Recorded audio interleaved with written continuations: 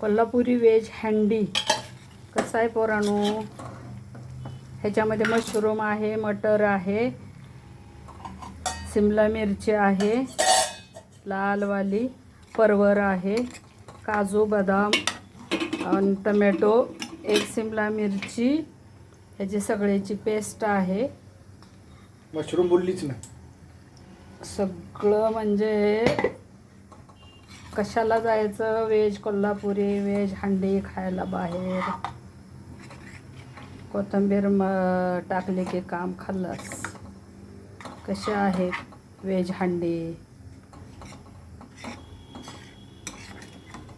वाटण केलंय त्याच्यामध्ये बदाम 5-6 बदाम, 5-6 काजू, 1 टमॅटो, अर्धा इंच आले, 2 हिरव्या मिरच्या, अर्धी शिमला मिरची, अजून लाल तिखट, धना पावडर, थोडंसे जिरा पावडर. व्हेज हंडी तयार.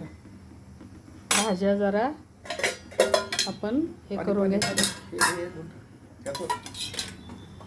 थोडंसं आपण भाज्या उकडलेल्या आहेत, बॉईल केलेल्या भाज्या आहेत, तरीसुद्धा थोडं शिजायसाठी थोडंसं पाणी. लाईक शेअर कसं आहे सांगायचं.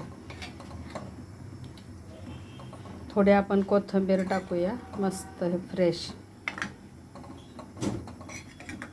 आणि मेन म्हणजे ही no onion, no garlic, no oil. ऑइलचा एक थेंब पण नाही, कसलंच ऑइल नाही.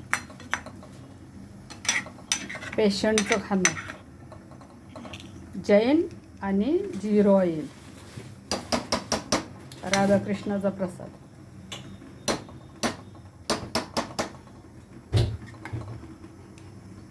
दिसतंय ना भाज्या.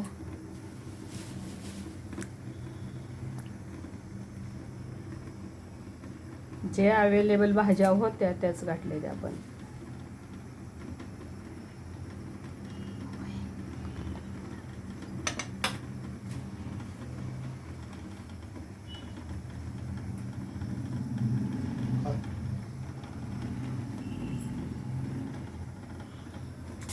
आपण थोडी कोथिंबीर घालू त्याच्यामध्ये.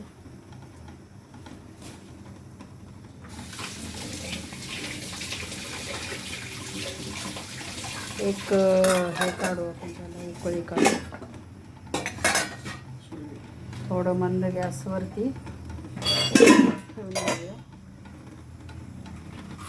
इकडे आपल्याला तयार होत आहे चावल भात.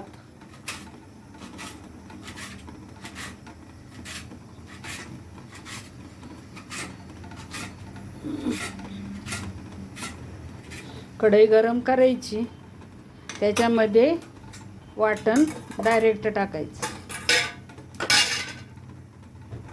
आणि वाटण टाकल्यानंतर हलवायचं थोडा वेळ.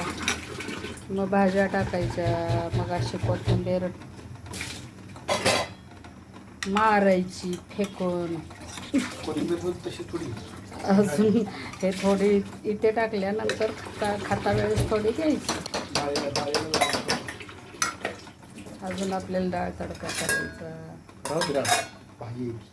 ओके. जय श्री कृष्ण. राधे राधे.